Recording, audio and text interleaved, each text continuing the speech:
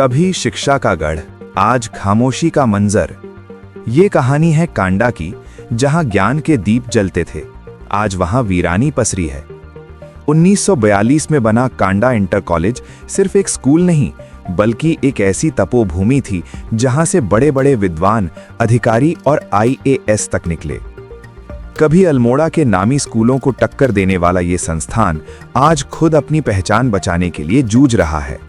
इतिहास की ये धरोहर अब खंडहर में तब्दील होती जा रही है।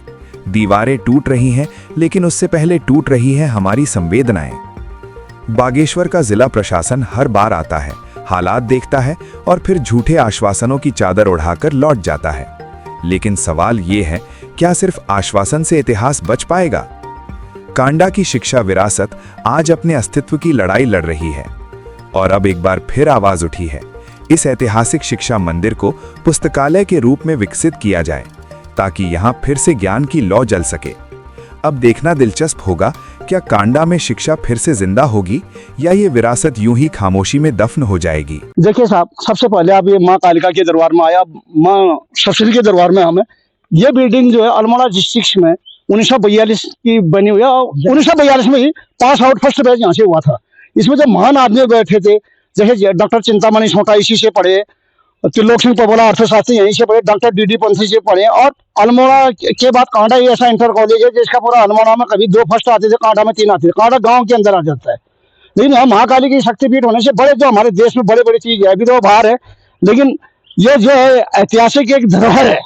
और इसमें अभी पिछली बार 23 अगस्त 2025 को DM भटगई साहब ने भी चिंता की, बोला ना महान आदमी पड़े और बिल्डिंग की इतनी ऐतिहासिक बिल्डिंग की ऐसी हालत हो रही है, तो उन्होंने भी बहुत चिंता जाहिर की थी। इसके बाद परसों में 7 तारीख को जिलाधिकारी आकांक्षा कोंडा को मैडम को भी मिला था। वो भी 1 दिसंबर 2025 को नीचे भवन में आ चुके, लेकिन उन्होंने देखा नहीं नीचे से, उन्होंने बोला वो अभी आने वाले। इन्होंने बोला माता जी इसमें होना चाहिए। उन्होंने हमको पूछा किया गया सही में, बोला सर इसमें तो एक ऐतिहासिक बिल्डिंग का जो है, इसमें एक तो संग्रहालय खोला जाए। जो महान हस्ती यहाँ से पढ़े हैं देश विदेश में, अल्मोड़ा, पिथौरागढ़, ये जब सब मुंशियारी, कांडा कमसार तो वही ये क्षेत्र ये हमारा है। तो वहाँ से बाशिकेत, बनकोट और ये कौसानी से भी लोग यहाँ पढ़े, बागेश्वर से भी, अल्मोड़ा डिस्ट्रिक्ट के भी दूर ताकुला से भी लोग यहाँ पढ़े, और मुंशियारी पिथौरागढ़ तक ये कांडा का ऐतिहासिक बिल्डिंग है। लेकिन जो इसकी आज हालत हो रही है, इसका हम जो हमारे महान आदमी यहाँ से पढ़े कि धरोहर को बचाया जाए। कि मैं अभी माजरा जी ने बोला था 1842 की ये बिल्डिंग बनी हुई है, अंग्रेजों के टाइम की बिल्डिंग बनी है। इतनी ऐतिहासिक बिल्डिंग थी। हमने भी यहाँ 6, 7, 8, 2, 3 क्लास हमने भी यहाँ पढ़े। उसमें इस बिल्डिंग को देख के इतना मजा आता था, इतना मतलब इतनी खूबसूरती इस बिल्डिंग में। तो मतलब आज जो जीवन श्रृंखला आप देख रहे हैं बिल्डिंग की, मतलब ये बड़ा मतलब ये हमारे कांडा वालों के लिए बड़ी सोचनीय विषय है।